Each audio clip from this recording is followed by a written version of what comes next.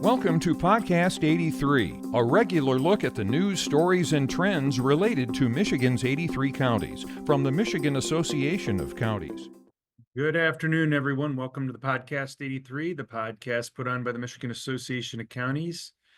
Today we have Deena Bosworth, Director of Governmental Affairs for MAC, joining us. Deena, did you have any favorites in the Super Bowl first? Anybody but the Chiefs? That seems to be a theme that a lot of people had. Sorry.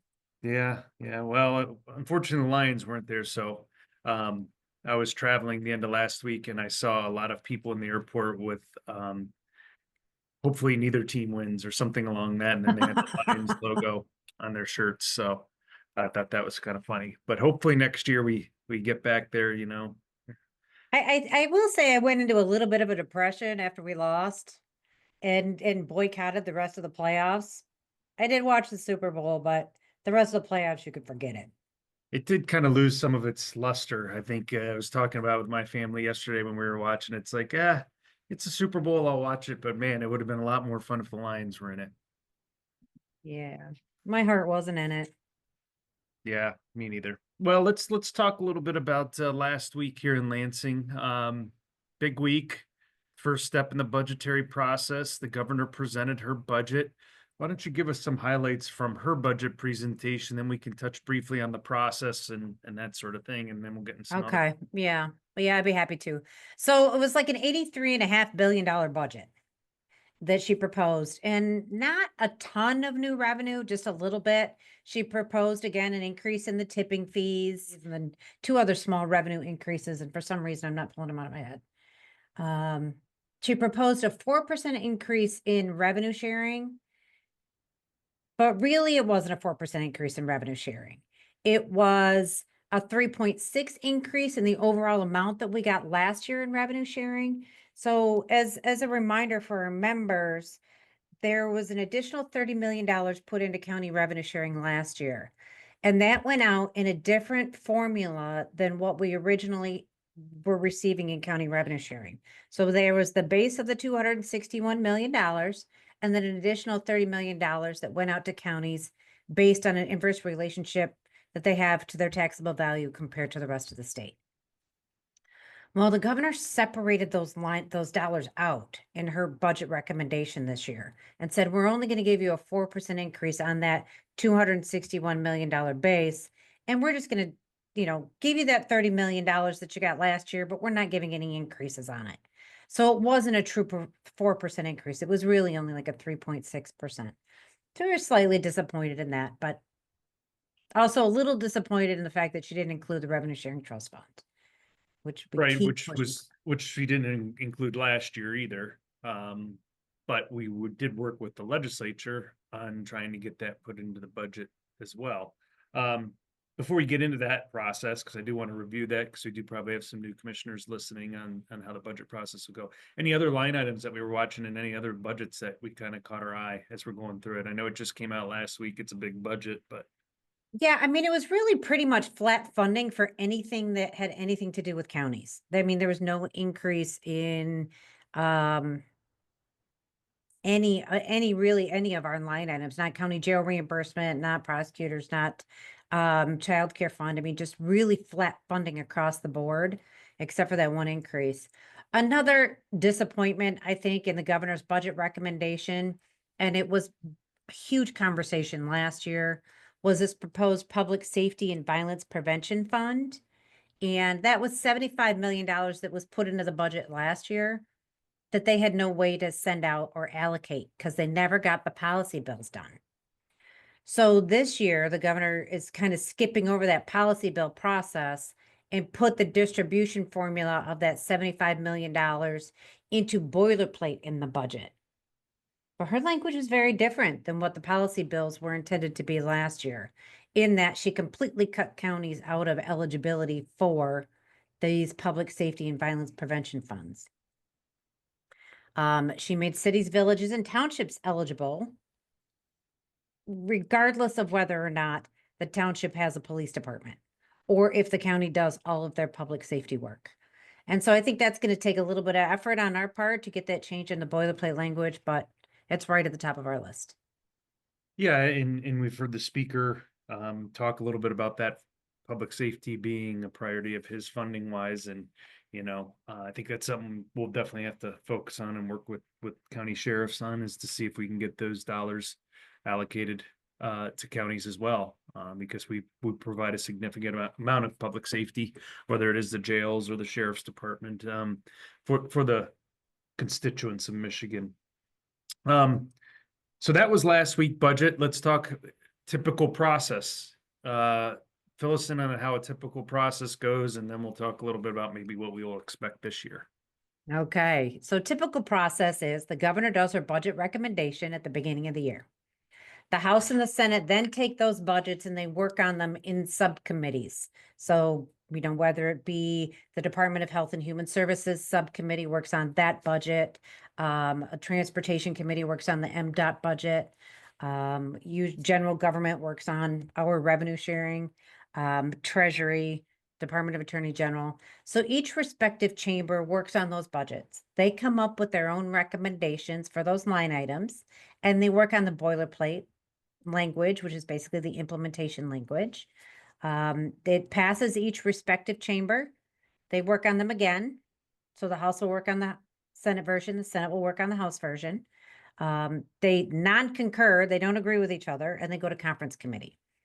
Once it goes to conference committee, that's when they really do the final last minute negotiations and can then come to some agreements along with the governor's office, pass them out and send to the governor. Their deadline is July 1st, ideally. That's your typical budget process. This year, there are some things that are happening, I think, that are going to make it even harder to get it done by July 1st. A couple of things. Number one, you have split power. So you have the Republicans in charge of the Michigan House. You still have the Democrats in charge of the Senate, and obviously a Democratic governor. They will have different priorities and different requests and how they want that money spent. In addition to that, the House has adopted one new rule and about to adopt another new rule that we've never seen before. And they're calling it transparency for sure.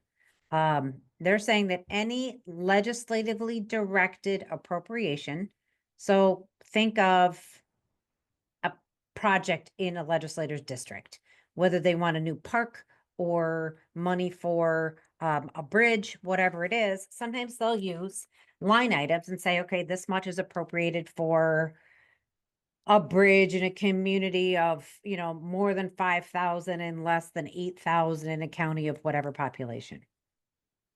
And it's not really transparent as to what exact project that is for, unless you go back and you try to do the math and narrow it down. So this year, House Rule 52 says that each individual legislatively appropriated line item can be posted on their website in the House. It has to have the name of the person that is offering it, the district it's going to affect, the legislators in that district, the intended recipient, and then that intended recipient has to be a nonprofit, and they have to, have residency and length of time in the state so that it's not, just going to quick out-of-state players. And that has to be all on the website with it, 2 weeks prior to April 1st. That's the deadline. So 2 weeks prior to that, it has to be written in there with all of the transparency requirements that I've just mentioned. In addition to that, the House is working on House Resolution 19, which again amends that rule. And that House Resolution 19, which will be taken up this week, says that no money can go to a municipality, a city, village, township, or county, or any official in that, or for any project whatsoever, unless a letter is received by the Michigan House of Representatives certifying that that municipality is complying with all federal immigration laws. So I think what they're doing is really cracking down on where money's going, but then again, adding this immigration compliance component to the process. So that is up, those are both those rules up for committee. Let's talk about how those are being implemented. They're house rules, right? They're not House budget rules. rules. They're not boilerplate. They're Mm-mm. outside the budget. They're outside the budget and this just governs what comes up in the House. So the Senate does not have all of those requirements. The House rules are basically stating that we are not going to take up any budget bill that does not comply with our rules.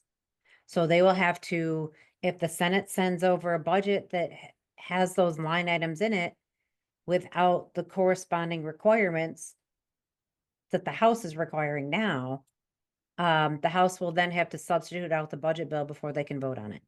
Right. So you mentioned July 1st, that's in statute. There's no teeth to the statute though, right? I mean, they can go past July 1st and nothing happens.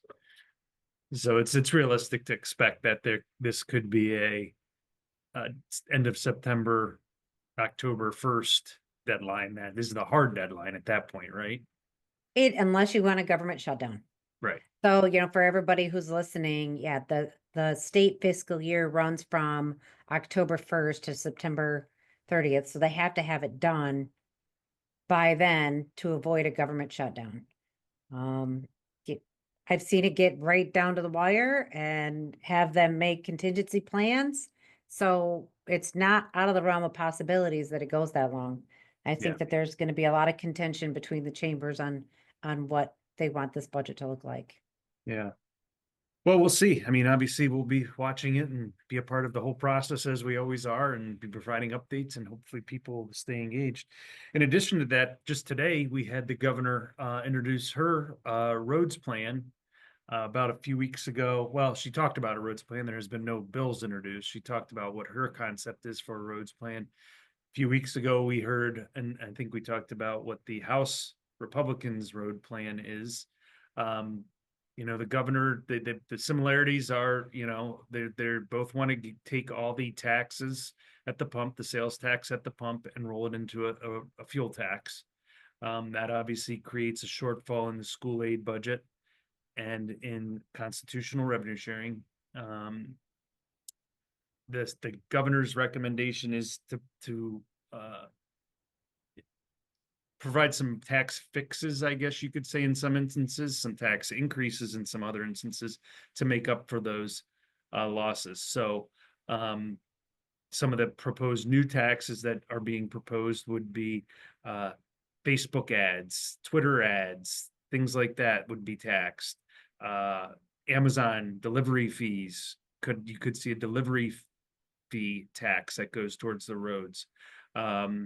Uber Eats, those kind of food delivery, taxi services, limo services, those could be a new tax. And some of the increases would be heavy trucks have been she's talking about increasing heavy truck taxes. And then in addition, there's apparently a loophole, which I didn't know about this until reading about it a little bit today, in the marijuana tax, where there's not all the marijuana that's being sold as being properly taxed at the point of sale. So this would kind of get the tax to the wholesaler, I believe, and then that would generate about $400 million that's not being captured now. And she's also providing government efficiencies as well that would generate another 500 million. So when it's all said and done, her total plan is about a $3 billion plan, pretty similar to the House Republicans' proposal of 3.1 billion. They do it a little differently, still waiting to see a little bit more detail on that before we talk about it in any detail.